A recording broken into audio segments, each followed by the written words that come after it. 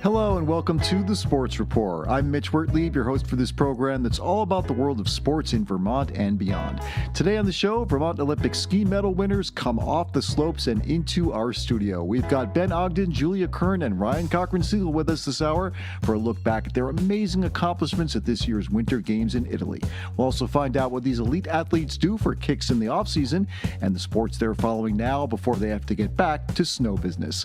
I'm on set with producer Nathaniel Wilson. Hey, Nathaniel. Hey, Mitch. Sports weekend, man. Exciting one. Yeah, a lot of exciting stuff to watch. A lot of exciting stuff coming up tonight. Are you going to be watching Game 3 of the NBA Finals? Most definitely. Oh, my gosh. Madison Square Garden, Knicks and Spurs. This is going to be kind of a circus, though, for stuff that's even beyond basketball, right? Most definitely. We were talking a little bit before the show when we were doing our production about the enhanced security measures at Madison Square Garden tonight because the president is going to be in attendance for Game 3. Mm-hmm. It's going to be TSA level security, I guess. Oh, my gosh. So, they usually have these watch parties outside the arena, yes. Where they set up the desk and people, fans.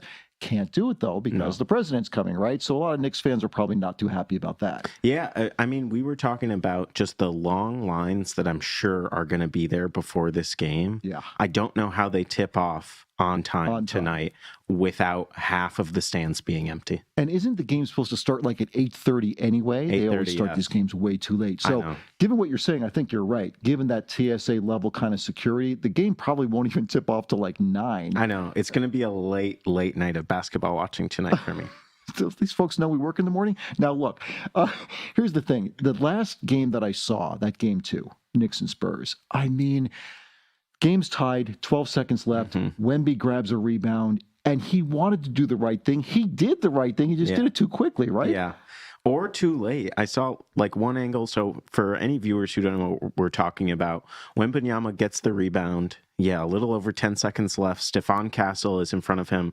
He goes to throw the pass, and it hits off Castle's back and goes out of bounds. It was like a shocking moment, I would say, because it's tie game. It looks like the Spurs, who had just caught back up and tied it, were going to walk down the court and maybe get a good look at a shot. If they miss it, it goes into overtime. If they make it, they win the game. Right. But this blunder, it's remarkable. Like we're in the finals now, right? Like this young Spurs team has fought their way through the playoffs. They've looked phenomenal so far, and I've heard people saying that maybe this series is the real experience versus youth barometer. That's exactly what I was thinking, because I heard Wemby talking about it afterwards, and you feel for the case. Only like, what, 22? 22. It's hard to feel somebody. I think Castle is 21. I mean, they're so young. Yeah. And so he knows he made a mistake, and he was, took full responsibility for it. It does feel like one of those things where maybe he learns from this.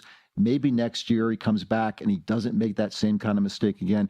I would also tell him, like, look, yeah, you made the bad play, but that game was tied. There's no guarantee that even if he doesn't throw that ball away, that the Spurs go down and make that shot. So he shouldn't feel too bad about it. Bottom line is, it looks like the Knicks are going to take this series. It does. Like going up 2-0 on the road.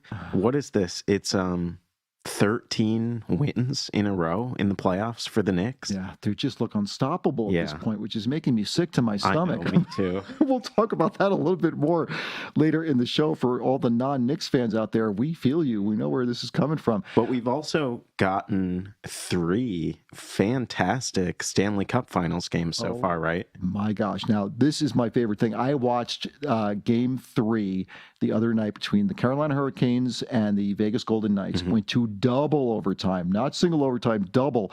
And it was remarkable, Nathaniel, because Carolina was in position to become the first NHL team ever to come back from a 4-0 deficit in the third period of a finals game and win the game. That had never happened before. They did tie. They scored 4 goals in the third period when it looked like they were dead in the water, and then they lose in double overtime on a fluke goal. Oh my God. They had brought in their backup goalie to replace Frederick Anderson, the veteran, who had, let in 4 goals on 16 shots, not playing great. So this guy, Brandon Bussey, comes in. He's kind of a rookie. He used to be in the Boston Bruins system, of course, because the Bruins always have players that go on to better things. He comes in. He stops everything they put in front of him, including a penalty shot by Mitch Marner of the Vegas Knights, which would have made it 5-0. Anyway, he gives up the final goal. Not his fault. It was a shot that came off the backboards, came straight off at a weird bounce, hit the back of the goalie's skate and into the net. That's an own goal. That's a tough way to lose in double overtime, but it's now 2-1 in favor of Vegas.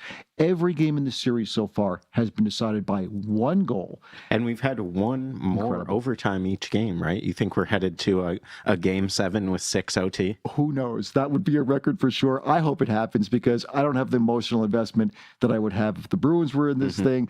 I just love watching overtime hockey. There is nothing like it. Yeah. Other than that, though, the World Cup kicks off this week. The opening game is Mexico versus South Africa on Thursday afternoon. We were kind of talking about the schedule earlier just because the weird times that we have. That we are lucky, I think, in that this World Cup is happening in North America, and so you would think that the schedule would be in line much with the East Coast time. I know we've got the Olympians coming on later in the show, and there were some early mornings and late nights as we tried to keep up with them. Yeah. But I've seen there are some 3:00 games on the schedule, and then some games tipping off or kicking off as late as 10 p.m. on Thursday this week. So that's in line with the Knicks game tonight. Yeah, that'll be just about the time to do that. A couple of other quick sports things to mention. Nelly Korda won the U.S. Women's Open Golf Tournament, kind of thrilling fashion. Her last putt to win it was a par putt to make it, and the ball rolled around the lip of the rim before dropping into the cup, and she wins to avoid a 3-way playoff. That was pretty terrific. Alexander Zverev, I'm probably saying his name completely wrong. Sorry, Alexander, of Germany. He wins the men's French Open, and we had a first-time winner, Mira Andreeva of Russia, winning the women's French Open, 19 years old. 19. And the youngest player to win it since Monica Seles. Some amazing stuff going on in sports as usual. For real. Yeah, let's do the high five. If you're with us on that YouTube, by the way, hit that like button, hit the subscribe button. We've got some incredible local guests in studio with us today, so please let us know in the live chat the questions you have for Ben Ogden, Julia Kern, and Ryan Cochran-Siegle. If you're listening via radio or podcast, we encourage you come hang out with us each Monday at 2 p.m. on the Sports Rapport YouTube channel, because if you want to hear more about what's happening in Vermont sports, you're in the right place.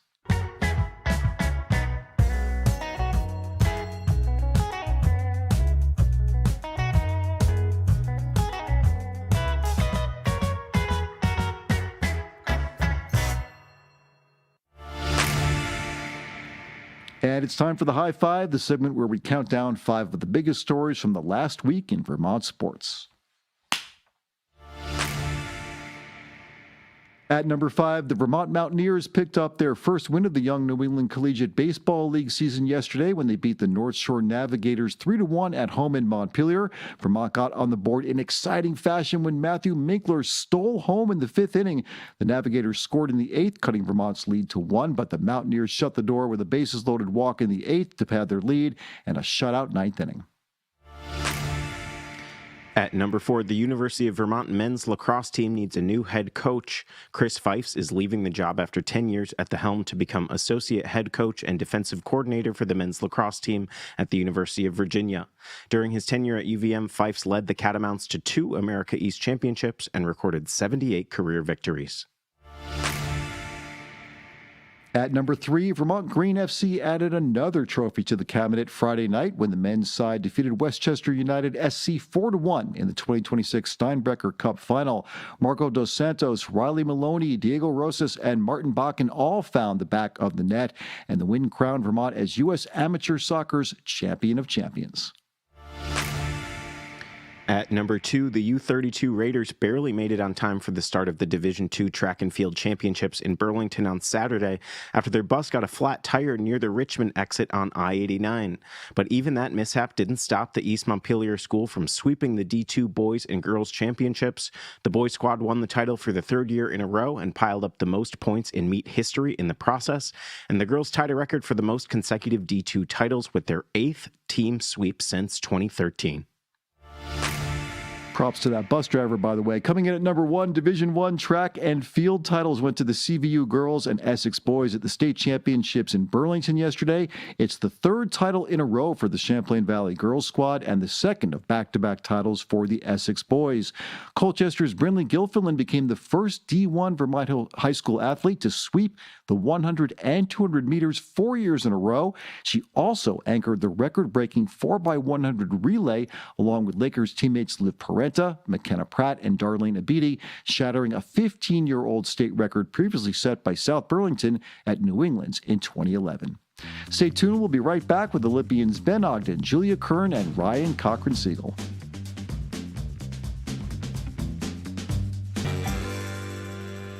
Welcome back to the Sports Rapport. I'm Mitch Wertlieb, and so delighted to have us with us in the studio here in Winooski, Olympians from Vermont. We've got Ryan Cochran-Siegle, Ben Ogden, and Julia Kern all with us today. Thank you so much for being here, you guys. Thank you for having us. Yeah. And I want to start out by saying that, back during the Olympics, we had you guys on. You were so gracious with your time then. And I said to you, when you're done with all this, would you mind coming in maybe during the summer, hang out with us in Winooski? We'll talk some more. You all said yes. And I thought to myself, this is great, but is this a little bit like, you meet somebody at a party and you say, oh, I'd love to get together another time. We'll kind of do it. We'll have coffee, and then it never happens. But here you all are. So thank you for taking the time in the off season to come and speak with us. It's really greatly appreciated. I want to start off by showing some footage. This was from a few weeks ago in Richmond. There was a parade given in your honor, paraded through the streets there of Richmond. Folks came out and just cheered. You can hear some of the cheering that's going on there. That must have been incredible. Have you ever had a parade in your honor before? Julia, let me start with you. Was this a first? This was definitely a first. I grew up in a town that didn't really have cross-country skiing outside of Boston, so this was really a special treat. I've seen photos from Ryan from 4 years ago, and I just couldn't believe how many people came out. It was really special. You had a beautiful day for it, too. You guys ever have anything like this before? Ben? Not anything quite like that.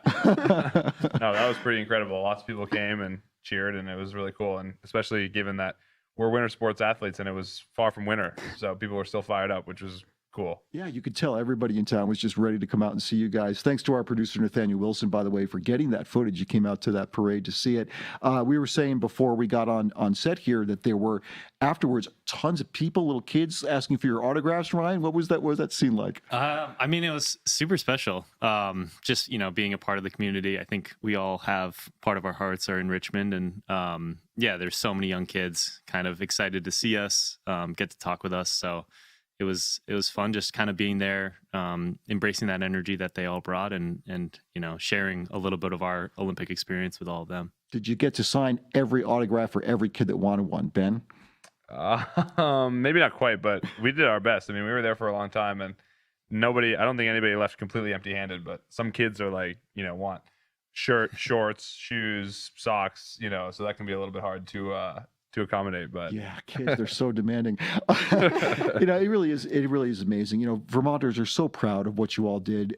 It's such a great thing for our state. It's worth reminding people 33 medals in total went to the United States team for these Winter Olympics. 7 of those 33 came from athletes with some kind of Vermont ties, which is remarkable. It's about 21% of all the medals won during that time.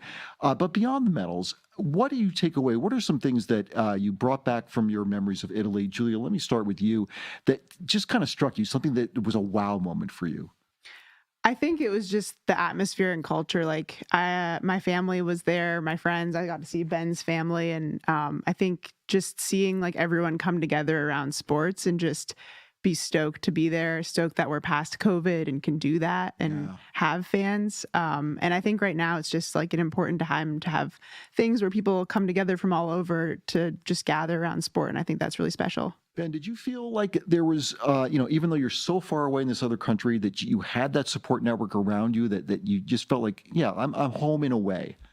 Definitely. Yeah. I mean, for Julia and I, the comparison is when we went to the Olympics 4 years ago in Beijing, and, that was also far away from home, quite a bit further away from home. And we didn't have any family or friends that were able to come. And this time in Italy, like, a lot of people from my hometown in Southern Vermont, and my mom was there, and just all kinds of Vermonters and friends. And then, of course, we have our teammates as well. So we're like, well equipped to feel comfortable within just our team. That's something that we work on and like plan for, just like feeling like our family is there no matter what. But then when our actual family gets to come, then it's even better. So that's, I think, part of what made us so successful. Fantastic. Ryan Cochran-Siegle, let me ask you, I know you had a kind of a tough start. There was a bout of food poisoning there, right, for a while at the beginning there? Yes, I don't know if it was food poisoning or something gastro, but it kind of took me out for the beginning part of the Olympics, but was luckily able to kind of come back around for the Super G. Was there any moment before that Super G when you did have that illness, whatever it was, where you thought to yourself, oh no, is this going to derail what I can do? Or did you have that confidence in that I'm going to get through this? When it's time to ski, I'm going to nail it?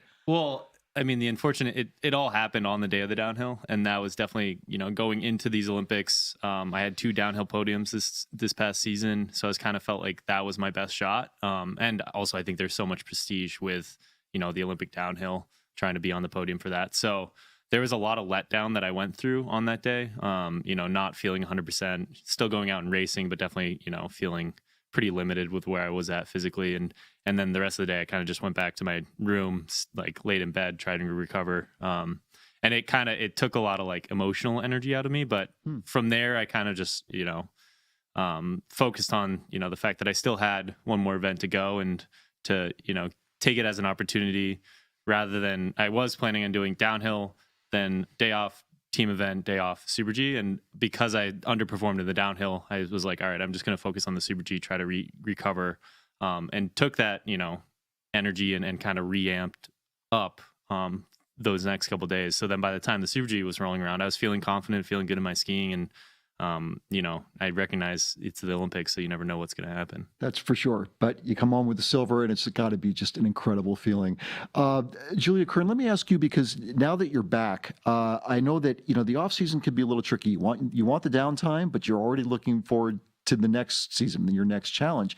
How are you feeling physically? Because I saw an interview with you recently. You said you were dealing with some back problems. Is that still an issue for you? It's been a work in progress. I was really proud, actually. Last year, I spent the whole summer rehabbing, and come the season, I was in a much better place than I had been in 6 years. But unfortunately, I had an elbow injury all winter that I was managing and some lung issues coming off the Olympics. So yeah, the last few months since the Olympics has been really recovery mode for me. And I think it's taken me a lot longer to bounce back, but I feel like slowly but surely I'm getting there now. And an Olympic year takes a lot out of you physically, emotionally, mentally.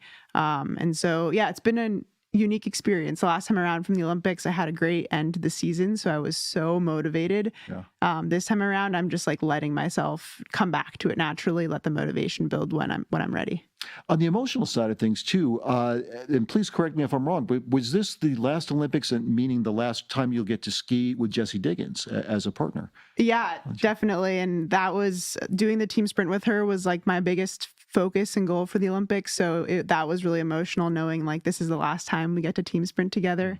That was an event we were like aiming to medal in. So there was a lot of mixed emotions, but it was really special to, be there and race together as a team, what we had dreamt of, and then also see like the torches getting passed on, Ben medaling that same day, and just feeling like, our team has great momentum and we have leaders to carry it forward now, even with her now retiring. Yeah, I think the future is very bright for USA skiing, certainly for Vermont too, as well. Ben, Ogden, I have to ask you, and I don't know if we can get a camera shot on this. You are definitely dealing with an injury right now. You got a thing on your leg there. What is going on with your knee? Good question. I came home from the winter on a bit of a high horse, and came down pretty quick after a small ski crash in late April, where I tore my meniscus, which, for those that don't know, which included me, before I went and found out what a meniscus was, that's the thing that goes between your upper and lower leg bone. So it's like the cartilage, they call it the cushion. Mm-hmm. So if you don't have a well-functioning meniscus, then running and biking and impact-related things on your knees are a no-go. So what's the recovery time for something like this? It is lengthy to get back to full strength. I mean, I've been on crutches for 6 weeks since the surgery. This week is the 6th week. Today was the first time I put weight on my left foot in that time. So I'm looking forward to moving away from the crutches in the next 5 to 7 days. And after that, I think there's like another 2 or 3 months where the risk of re-injury is pretty high. So I have to be careful. But, I can still train via some slightly different means and just like operate in a more controlled environment, less likely to twist or, wrench my knee in any weird way. But by the time like September, October, November rolls around, I should be able to be back to doing everything that I love. So including perhaps a backflip. We have a picture there. Now, I want to make super clear about this. This injury you're talking about here happened in a ski race. It did not happen from what we're looking at right here. No. Correct? No, it did not. It didn't even happen in a ski race. It happened when I was just spring skiing. Oh, it's just spring skiing. Yeah, I'm sorry. I thought it was a race fun. you were making. No, so you were just out there just doing what you do. Just out there messing around, yeah. Now, does that ever, I have to ask, as an elite athlete, do you ever get in that mindset where you think to yourself, oh my gosh, I do trainings, I do practice runs, I do real races, and here I get hurt just regular skiing? Did that thought ever occur to you? Oh, yeah, absolutely. But I mean, I think from an alpiner standpoint, it's more relevant. Like what we do professionally is incredibly safe. Like cross-country skiing. It doesn't look incredibly safe. Well, looks can be deceiving. You rarely have injuries like this, cross-country skiing and training for cross-country skiing. We're more prone to the overuse injuries, which can happen and can be equally or more inhibiting. But yeah, for me, like I like to chase a thrill every once in a while. So Sure. the springtime after the Olympics seemed like the right time to do that. And obviously, like, these things happen. I have plenty of regrets, but Don't. I mean, listen, I was kind of joking, but professional athletes get hurt all the time. It's part of what you sign up for. And there are athletes that get hurt doing things like, I remember Sammy Sosa, the baseball player, once said he almost like cracked a rib from sneezing too hard. Things happen. They do. Ryan Cochran-Siegle, have you ever dealt with an injury on the level of Ben's here before? Yeah, I've had a few injuries and scars to on this level or like a couple levels above. Yeah, I'd say in 2013 I tore my ACL and then my lateral meniscus too. So I had the medial meniscus repaired in 2014, and then I also had a lateral meniscus transplant and cartilage transplant. So I think I still have been beat by Ben. Yeah. He's his recovery time is what, 6 months? Yeah, total. 6 weeks on crutches. Yeah. 2014 I was on crutches. Yeah, this 6 weeks plus another 8 in the fall. Oh my and gosh. then I was off snow for 18 months. So I think I still have been beat. Yeah. Hopefully I don't get to that You don't want to go that Yeah. far down that. You can't be complaining about knee injuries in the presence of alpiners. It's just not wise. I suppose not. And Julia Kern, please don't compete with these guys when it comes to having the worst injury here. We want you as healthy as you could possibly be. Ben, I want to point out too that you made, I guess you have many talents, but you made some adjustments to your kind of crutches. Like, what did you do? I don't want you to walk over there and reach them, but I can grab them. you did something. Can you grab those, Ryan? I just want to show folks what the handiwork here from Ben. I'm glad you Ogden. noticed. Actually, I'm very proud of them. These are my homemade crutches. They're the forearm crutches, which is quite a bit better in my opinion. And also, they are not adjustable, which means they make no sound. See, we have very sensitive mics here. Yeah. Yep. That's not bad. That's not bad at and all. normal No. crutches with all the adjustability, click and clack everywhere you go. So annoying. Couldn't And handle that it. was driving you nuts? That was driving me nuts. So I built these. They're aluminum TIG welded. I'm a amateur TIG welder. And yeah, I'm really. Oh, and they have ESI foam bike grips. Nice. This part is made out of a bike handlebar.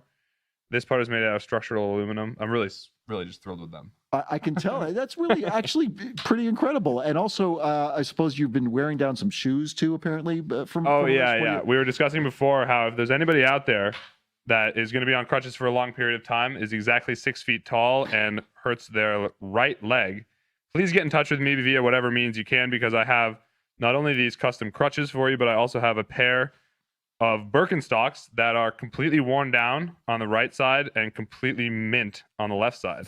So let me know, folks. You can do the switcheroo and you'll be in business. Just get in touch with me. If you want to make a shoe switch here with Ben Ogden, this is your chance to do it. Get in the chat. Let us know how we can reach you. Reach out to Ben if you're exactly 6 feet tall and maybe you have the same shoe size, and this will all work out. and a right knee injury, and you'll be in business. Let me ask about you both the, again, I hope you've been enjoying some downtime after your amazing accomplishments, but what about when the season ramps up for you again? Are you already in that, Julia? When do you have to start getting back into like your strict training regimen for your next steps? For cross-country skiing, we usually say like April is the month off, but everyone takes it differently. So yeah, I'm back into a training routine, but it looks a little bit different since I'm not using my upper body right now. So it's been a little like slower start, but I am in a training routine and yeah, building for next year. And what's the next big event or set of races you're looking forward to? We start our World Cup season, which is the regular season, in mid-November. So we have plenty of time, which is nice. We have some roller ski races this summer in Lake Placid and some training camps that I think will be really fun just to get a race bib on and get back into that environment. That's cool. Spoiler alert, we're going to be asking about roller skiing in just a bit. Ryan, how about you? You've kind of already gotten started, haven't you? Yeah. I was able to get a nice month off in April. Went down to Costa Rica, hung out on the beach for a week. And then since then, got some on snow time in Copper in this past month. And then, been back in the gym, I think May 18th, something like that. So back in the training. Did I hear you talking with Ben before, too, about doing some gravel riding on bikes? Yeah, that was actually separate from my training program. I did a little side gig last week with some of my cousins and friends. We did the Vermont XL gravel bike route, which is a really cool experience. So definitely still recovering in a way from that. Fantastic. A little taste of cross-country skier training. Yeah, just a little bit. Sure. Yeah. Ben, if this, accident had not happened with you, I mean, actually, what I should ask is, what is your training schedule like now because of this? I mean, is everything pushed back for you now? Pushed back in a way, but also just kind of changed. I still train every day, as much as I can tolerate, but just looks a little different. Like, right now in this non-weight bearing phase, I've been doing a lot of swimming, which is a new challenge. I don't know if you guys can smell, but I came straight from the pool. A little essence of chlorine going on over here. We weren't going to say anything, but just since you brought it up. Yeah. If chlorine is all you're smelling, then that's not satisfied. Could be much worse. But anyhow, came straight from the pool. I'm doing a good amount of that, which is a brand new challenge for me. I mean, unbelievable. You think you're a good athlete until you do something that you've never done, and then all of a sudden, it's just incredible. They say that swimming is like the best exercise you can do because you're using basically all your body parts, but there's the low impact factor too, right? For sure. I mean, maybe. I haven't been using my legs because of the knee thing. So I just like put a floaty thing between my knees and then just claw my way down the pool, try not to drink the pool water, which Julia gave me a swim lesson a few weeks ago, which has helped a ton. So now I can like kind of do it, but oh my God, the first few sessions were just brutal. Julie, did you really help out Ben with the tips on swimming? Yeah, we went swimming twice so far. It's been fun. Oh, that's awesome. I've done a lot of pool swimming alone, so it's always just fun to have company too. Oh, I would think it's way more fun because that's the thing. I'm not a great swimmer, but I find it's somehow even more than distance running or anything. It's just more lonely. Like when you're in the lane by yourself and there's no one around, it's just you in the water. That's about it. So it's nice you guys got together for that. Yeah, it's super nice having company. Today I was alone for the first time in a little bit because I'm having Julia coming, and the time does not go by super fast when you're just staring at the bottom of the pool. I can only imagine. Respect to all the swimmers out there. I really, it's a tough sport. Yeah, for sure. I mean, and you make a good point too about trying something you haven't done before. Even at the elite level, when you're trying something totally new, it's like, oh my gosh, how did they even do this? Totally. Ryan Cochran-Siegle, what do you like to do for training when it's not like the specific stuff maybe your coaches are telling you to do? Yeah, all the stuff outside of the gym is my favorite time. I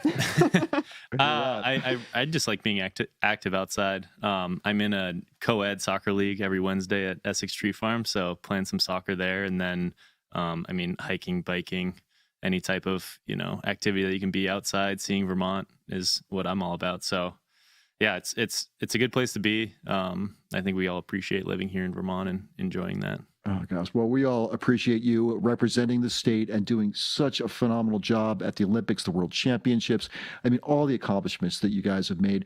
We're going to come back with a segment. We're going to have a little fun and find out, some of your favorite things to do, not necessarily related to sports. So stick around on the Sports Report. We'll be right back with Ben, Ogden, Julia Kern, and Ryan Cochran-Siegle.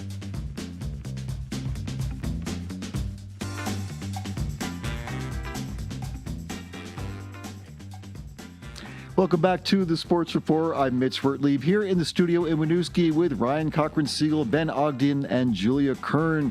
This is our skiing show in the off-season. Nathaniel Wilson, our producer, is with us as well. And we're going to hit a little bit of a kind of lightning round thing here. We've got some whiteboards for our guests here. We're going to ask you some very tough questions. I hope you're ready for these very tough questions. There are no wrong answers here, unless I say so. But write down what your answers are, and then we will go ahead and discuss them. Nathaniel, why don't you go ahead and give us our first question? Yeah, and I can say quickly, we've got, I grouped the questions into 3 groups. And so we got a Vermont section, and then a Olympics World Cup skiing section, and then just a getting to know the 3 of you section. So we'll start with Vermont. I'll give you an easy one to start. What is your favorite Noah Kahn song?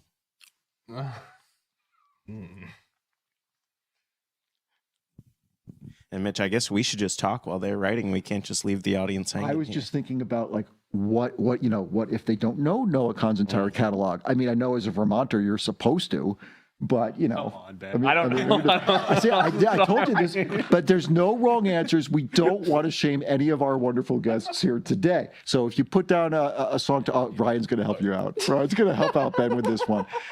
This is going to make the social media rounds Ryan, when we find this ready out. to go first. What have you got? I did Northern Attitude. I feel like that's like a very okay. yeah, Ben, especially being from Vermont. what did Ryan give you? My all-time favorite is this song, Dan. It's really good. And Julia Kern, your favorite Noah Kahn song is? I think it's called End of August. It's a new one, something August. I think that's right. Yeah, his yeah. new album came out. I should have my daughter here because she's a huge Noah Kahn fan and she would know all of these. So that's great. We only did this because we wanted to get Noah Kahn on the show. So once he knows you know his songs, he'll come on for sure. He'll definitely be with us for sure. All right, the next big question is, what is your what Vermonter would have you starstruck? Could be in any field, could be anything, could be sports, anything. Be a next It could be door neighbor. Mitch Wertlieb, right? Well, yeah, they already know that. You can tell how nervous they are just being here with me now. But beyond me, who else would be a Vermonter Ryan, would you leave ready me for us again? starstruck? Let's Yeah, do this it. one's not that hard. Well, Noah Kahn. I think we got a serious Noah Kahn fan here in Ryan Cochran-Siegle. Julia, I'm sorry, you're still I'm writing. still thinking. No, it's fine. Take all your time that you need. The Vermonter that would leave you starstruck. Oh, Bernie. Oh, Bernie. I was wondering if anyone was going to say, we got Bernie, 2 double Bernie barrel. Sanders here. Okay. All right. So, Bernie Sanders, if you ever want to meet these Olympians, please let us know because we'd have you on the show as well. Because I'm sure Bernie Sanders actually is met watching Bernie. right now. actually, I have another one. Oh, yeah, please. You can always have a bonus round. Yeah, I was gonna say her. That's a good option. I actually met her once before at the DC. Ilona Marr. Yeah, We would love to have met her on at the show, too. DC week, Team USA week last time after the Olympics because they combined summer and winter athletes, which was unique, and it was really fun meeting her. Did you get along? It was a quick bus ride. I Okay. sat with one of her rugby teammates and said hi to her, and that was the extent. So I'd be still pretty starstruck. So you know her well enough to ask her onto our show. That's what you're telling me. Sure. I am shameless. It's awful. Nathaniel, what do you got next? Okay, I'll give you an easy one. Here's an either or. Cider or craft beer? Hard cider or normal cider? Hard. And we're getting craft beer from Ben Ogden, craft beer from Ryan Cochran-Siegle, and sweet. craft beer. It's a clean sweep for craft beer over the hard cider. Oh, I love that. I would also agree with that one. Let's see.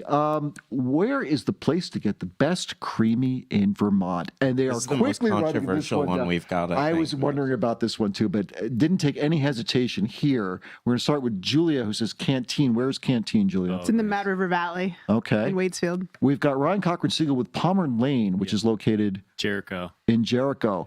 And Ben Ogden, do I see? Okay, Sugar Bob's Finest Kind in Chester, Vermont. For those I need to looking try check it that. out. I need My to try mom that. is a co-owner. Is that right? Yes, indeed. Well- along with Sugar Bob, of course. Please, no disrespect to your mom at all, but all 3 of you are wrong on this one. What? No, the answer is Al's in South Burlington. Al's Prize, Oh, that's a classic. because it's my place. That's my place for a creamy. All right, but you did pretty well. You did pretty well with that. What do we got next?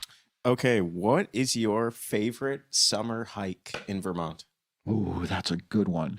Ben probably not doing a bunch of hiking right now. Not right now, so maybe Ben goes last, but but still. Mm. And this can be for, visually or the kind of workout it gives you or just for any reason whatsoever. Favorite hiking place in Vermont? And Ben Ogden says Styles Peak in Peru. Okay. Camel's Hump. Oh, classic from Julia. And Ryan Cochran-Siegle says Sunset Ridge in Mount Mansfield. Mm. Oh, yes, Ryan. Nice. That is absolutely gorgeous. That is nice. Oh, my gosh. That's a good one. When it's not busy. When it's busy. It can be busy. Yeah. Same with Camel's Hump. Yeah. Styles Should Peak, we, guaranteed not to see anything. Should we hit another either or, Nathaniel? Let's do I it. think I got those another Did you ones guys are hear nice about and the easy. creamy passport that's coming out too? That might be. No, excuse me. Tell us about the creamy I've passport. heard there's like a creamy passport that they're creating in Vermont now. What does that so mean? Like you can just go anywhere and get I think you get a cream? stamp, like a passport. Yeah. And stamp. then if you get to enough, you get some perks. I think. So you're saying you can do Yeah. you can do a creamy crawl. Yeah, So exactly. maybe we do a bike, Oh, that's a good creamy term. crawl. I invented that one right here. I Creamy like crawl. that. Definitely gonna do that. All right, here's an either or question for you all. Fleece vest or flannel? This is a very That's another Vermont. Okay. It looks like a flannel. It's a three-way it. sweep. Sorry, fleece vest. You're not going to win that one. Nathaniel, what do we got next? Let's close out the Vermont section here, and we'll ask Vermont winter or summer. Oh, now that to me is That's a controversial question because you would think, given we have 3 Olympians here skiing, Maybe a sweep. But don't. I'm not sure. Sway. No, Julia's thinking about it. And there's I again, haven't spent many Vermont winters. that's revelatory. Don't get too excited. Again, no wrong answers. But while you're thinking about it, Ryan, what do we got? Summer. I'm a little surprised. Winter from Ben Ogden and winter from Julia Kern. Ryan Cochran-Siegle coming up with a surprise summer there for favorite season. I like it. All right, we're going to move on now to some Olympics questions and World Cup skiing questions. So, again, another either or. We're going to start with Olympics opening or closing ceremonies. What stirred the emotions? We never Yeah, get to go and to I mean, opening. I think we interviewed you, Ryan. You had already jetted. I was in the It was U.S. already I was nowhere gone. near. Yeah. So Ryan Cochran-Siegle says the opening ceremonies rule, Ben closing ceremonies, and Julia closing ceremonies. I'm curious, why the closing ceremonies over the openings? Well, for us, the Nordic skiers race the day after the opening ceremonies. Okay. Most Olympics, so we don't usually attend. Oh, well, there's a good So we reason don't right there. So you have no idea. But closing ceremonies have been fun. Same reason, Julia? Same reason. Same reason. Okay, that's fair. Next up. What is your favorite city to visit on the World Cup? Oh, I like that one. Like city or stop. City or stop? City or stop. Yeah, that's fair. Mm. Bonus points for why. Favorite city on the World Cup stop. Oh, Oslo, Norway, says Ben Ogden. Innsbruck, Oslo? Austria, It's a says little bit- Ryan it's a little- Cochran-Siegle. What do you? Oh, Innsbruck. Oh, that's yeah. And Tallinn, Estonia. Oh, that's a good one, Julia. Ryan, I have to ask, is Innsbruck because of all the family connections there with that? I mean, The family. wasn't there the oh no, I'm sorry. I was thinking back to the last Vermonter to win the silver. Was in Innsbruck. It was in Innsbruck, right? That was Before- in Innsbruck. My aunt did compete in Innsbruck, so there's some tie. Well, no, we just spent so much time there, and it's a really cool city. It's very lively, right in the center of the Alps. Beautiful. Really beautiful. Yeah. Love it. Okay. These are all great answers. What do you got next for us, Nathaniel? Recovery day or training day? And what's the Sounds difference? Could it be another sweep? No, I don't think so. Oh, I can't wait to see these answers. Recovery for Julia, training for Ben, and recovery and sleep for Ryan Cochran-Siegle with disease for. You I'm always guessing desire right what you that- can't have. Yeah, I was gonna say. No, I was- recovery. Ben, why training? I mean, good question. I think that there's no better feeling than the end of a long training day, like a really hard, But the end. hot training. Okay, that's a good point. Right, and maybe you have a recovery day coming the next day. Yeah, that's a good point you bring up. But it's just a fantastic, like, I don't know, doing something hard when it's hot and a little bit brutal. It just makes you feel so good. Yeah, Yeah. satisfying feeling. When you're afterwards. right Okay. after, when you're recovering. Recovery, I'm just Yeah, guessing, it's is a good point. recovery. Think of it that way. Recovery sounds good to me. What is your skiing pet peeve, if you have one? And this could be anything from long lines to I don't know, slushy conditions. Your wax isn't in the state you want it to be in, maybe. Or maybe you're on a chairlift with somebody who just won't shut up and asks dumb questions like, I will say, what's your favorite, skiing pet peeve? I like that they're putting thought into this. Yes. I like you could really see the wheels turning for the tough questions. actually.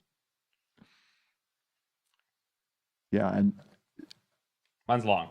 okay, so we're gonna start with Ben because you finished first. You say people dropping empty sports nutrition packets on the trail.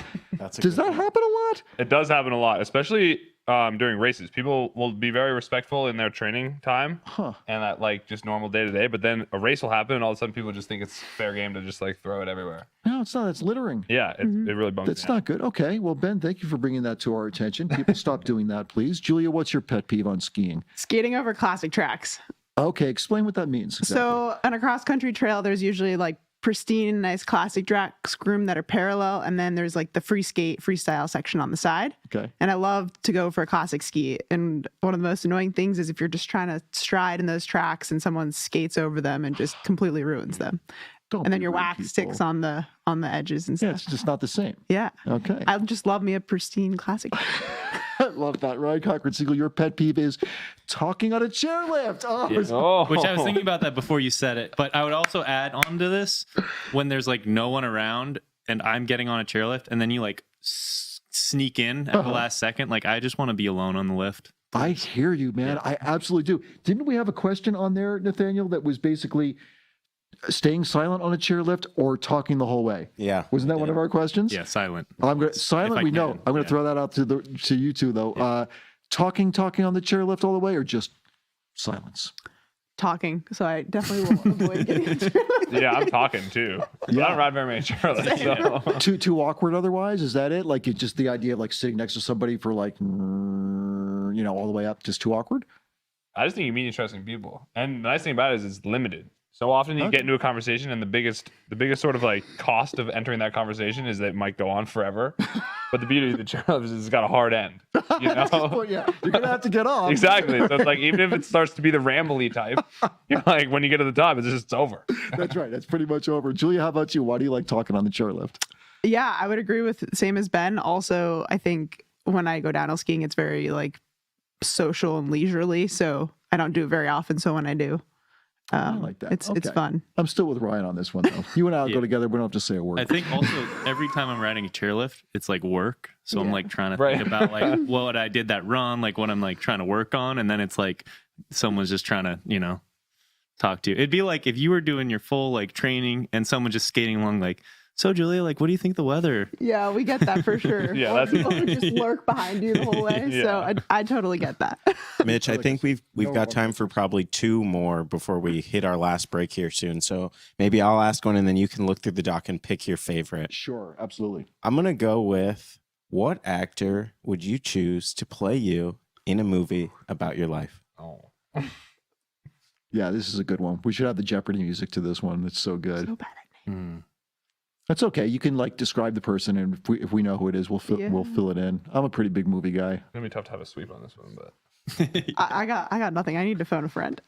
That's okay. You can phone a friend, or we can choose one for You you guys who can we choose one think for me. How about that? should play you. Okay, so Ryan Cochran-Siegle, who would you play? Ryan Gosling. Good answer. I like, and you know what? I'm not saying this just to suck up to you. I see a little bit of resemblance. Oh, I honestly We do. look similar. I just think he's a great. come on. I do. I think you're both good-looking gentlemen. Ben. We almost Ryan Reynolds. I was just watching Welcome to Wrexham again last night, one of my favorite shows. Have you seen that, by the way, the documentary? If you love soccer, watch Welcome to Wrexham. Okay. It's fantastic. It's about him and Rob McElhenney buying this English sports soccer team and the way it completely transforms the community there. They built it up into something really special. So, Julia Kern, you have not put down a name. Do you want us to pick one for you? Yeah, pick one for me. Here's who I think Sandra Bullock should play you. Oh, okay. I see that. How about, do you agree with that choice? I kinda Yeah, like I that think one. that's good. I think she would do you justice. Yeah. Which Thank is you. really good. And one more from you, Nathaniel. Okay. Have you ever skied in jeans? That's the one I was going to pick. Ooh. Yes.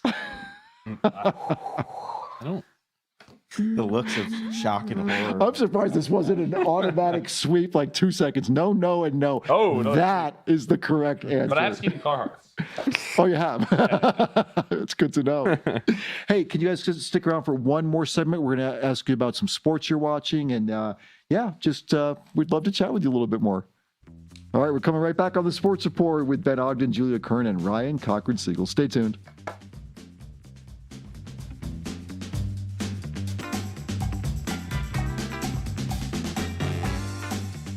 And welcome back to the Sports Report. I'm Mitch Wertlieb in studio today with Julia Kern and Ben Ogden and Ryan Cochran-Siegle, Vermont Olympians, sharing their time with us. We are so grateful for that. This has been really fun getting to know you guys a little bit more.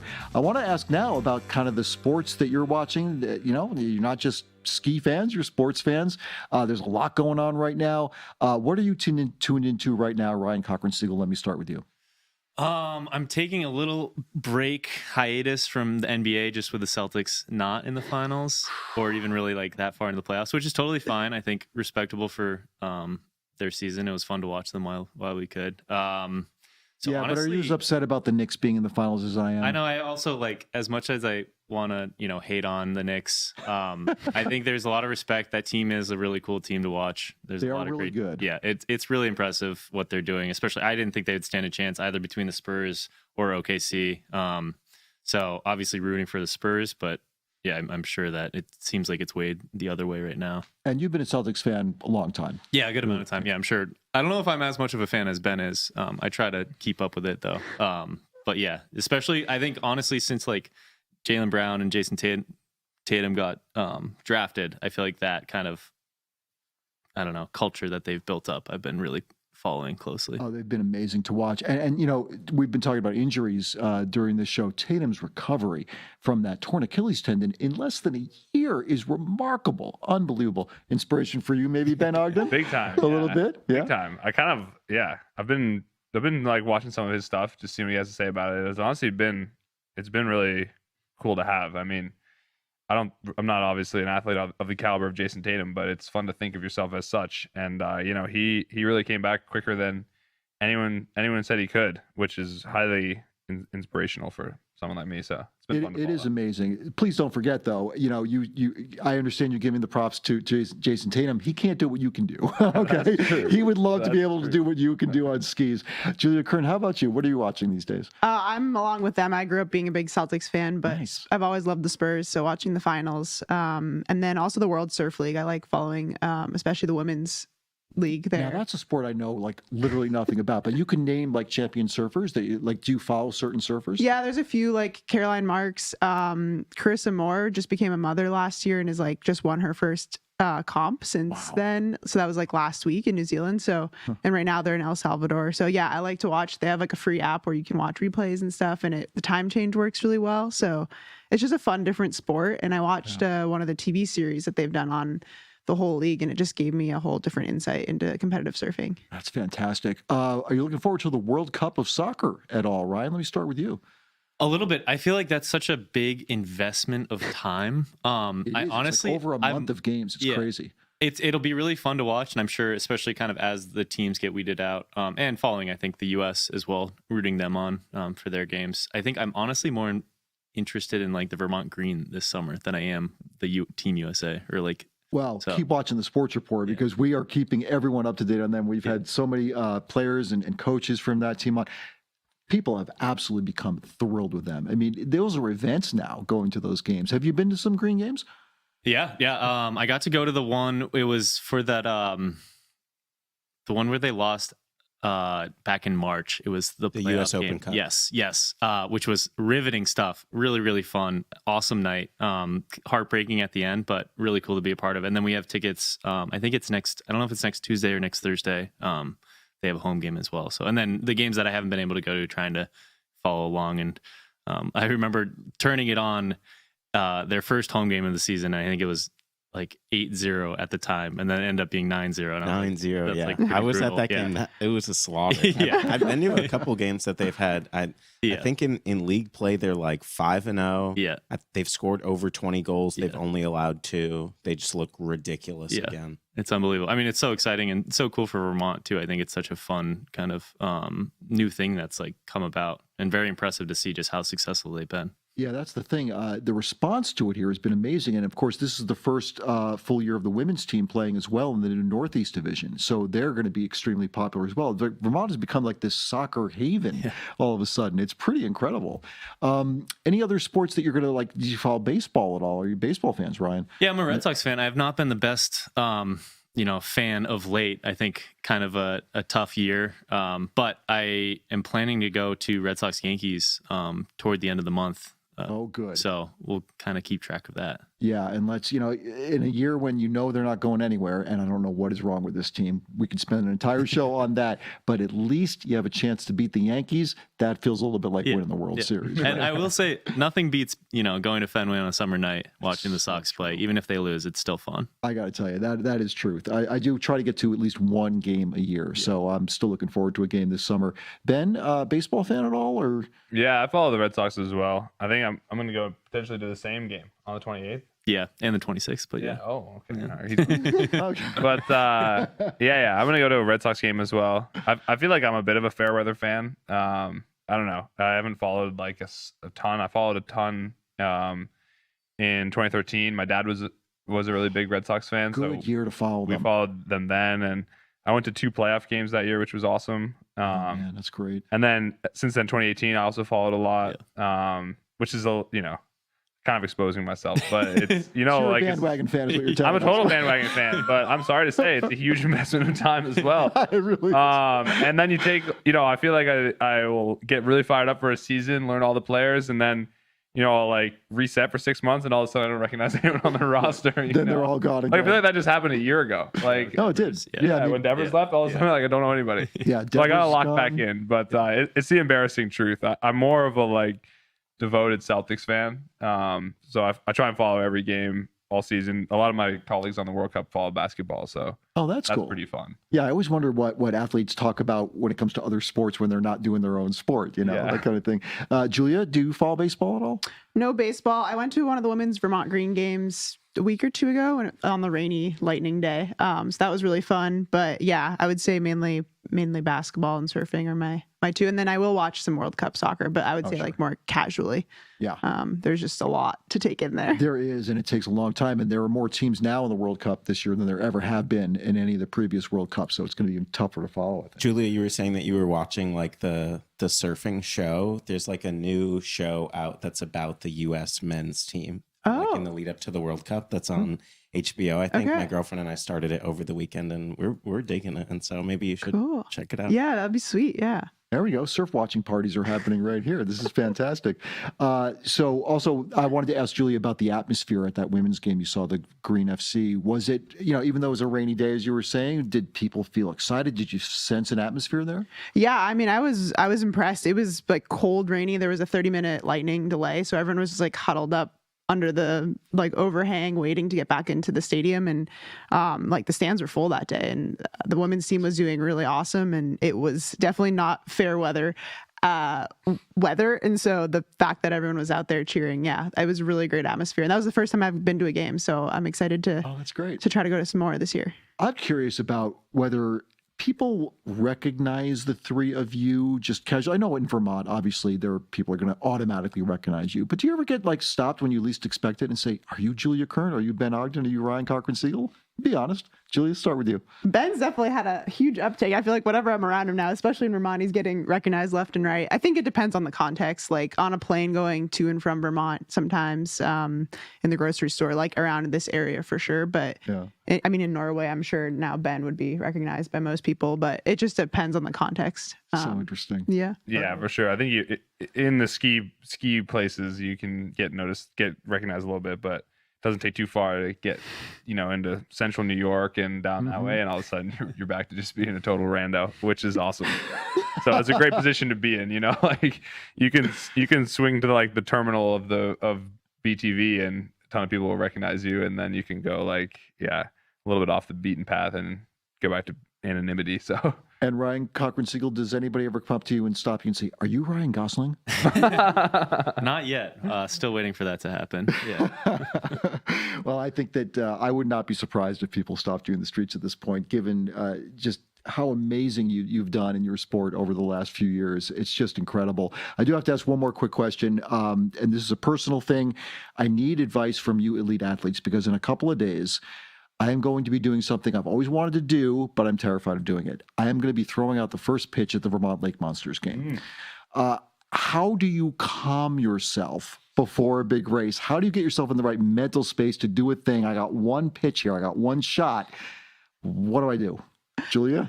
I like to listen to music and just like get myself amped. Okay. Feel like really confident going in. And visualizing it. Those are the two. Visualizing it. Ben, what should I do before I make that first pitch? That's tough. I mean, all races are short, but that's like a moment. That's highly stressful. I hope for the best, but I've had success with like some deep breathing, and try and like see the light or find a joke in the situation. Good. Yes, find something to laugh about. Ideally, not your pitching skills, something else. That's worked well for me. So yeah. Ryan, any advice? Well, I want to know what game it is so I can be there. Okay, it's this Wednesday night. I don't know who they're playing. Do you know who they're playing, Nathaniel? I'm not sure. All right, it's coming up this Wednesday night. That's all I know. I got to be there. I got to throw out the first pitch. I would say practice makes perfect. I actually have practiced a little bit. A neighbor of mine took me out. I mean, I can reach the plate. Whether or not I can get it within the confines, the catcher will have to really get. If you can reach the plate, that's all that matters. Okay, because I'm figuring the catcher will grab it. They're pretty good at jumping for it. I went to a Red Sox game earlier this year, and the woman that threw out the first pitch, she was like a scientist for NASA or something, and it went straight into the dirt. And the whole crowd still cheers, No one really cares. So just know that. Thank you. There have been worse pitches thrown no matter what. Yeah, that's probably true. I don't know if the crowd would be as forgiving for me, but we'll see what happens. Thank you all for the advice. One final question. What is the best way for our audience to stay up to date with the three of you, what you're up to for the rest of the summer and beyond? Julia, let me start with you. For me, I think Instagram. I'm pretty active on Instagram and like to share what I'm up to. I like to share what I'm cooking. I have a CSA, so I like to get creative with my cooking. So if you're into fun, like local food meal ideas, I've been getting more into that. Excellent. Ben, how about you? Yeah, I'm on Instagram as well. Also, check out my YouTube channel. I'm trying to document this recovery process the best of my ability. So I have a swimming edit coming out in the next day or so. Nice. Mitch, we should have kept the whiteboards out here. They could have wrote their handles. Yeah. Oh, yes, we should have. Well, you live and learn. How about you, Ryan? I'm also on Instagram. I was trying to remember if I still have a MySpace. I don't think I do. So probably best is on Instagram. Yeah. Facebook Marketplace, also a good place. Both of us. Well, thank you all so much for sharing that information and for your time today. I can't tell you how much fun this has been. Thank you so much for coming in. Julia Kern, thank you. Thank you. Ben Ogden, thank you. Yeah, thank you for having me. And Ryan Cochran-Siegle, thank you so much. Thanks, Mitch.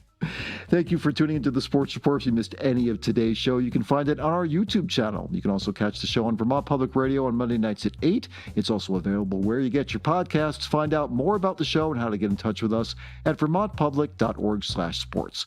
The Sports Report is a production of Vermont Public, produced by Nathaniel Wilson. The technical director is Mike Dunn. On graphics, we have Kyle Ambisk, and we have Joey Palumbo on cameras today, video production as well, from Dave Rice, Brian Stevenson. Our audio engineer is Peter Engish. I'm Mitch Wertlieb, your host for this program that is all about the world of sports in Vermont and beyond. Join us next week for the Sports Report.